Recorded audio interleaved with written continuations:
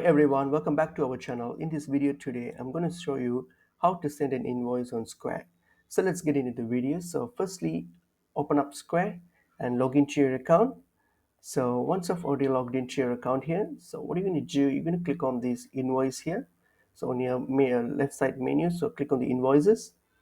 So click on menu, and then here, what you're going to do, you're going to click on this create invoice option.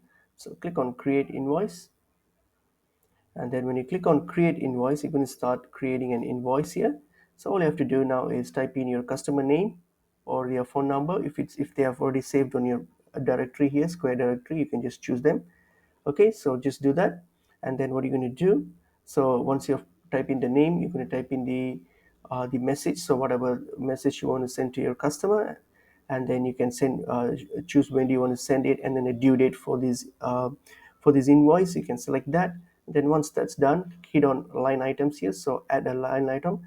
So click on it, and then add an item on what this invoice is all about. So just add that with the quantity and price and all those information. So once you've done that, go to the payment information and then select whatever that you wish to include in this invoice here. So once you're done with all those information here, and then what you're going to do, there are more options here for you to choose.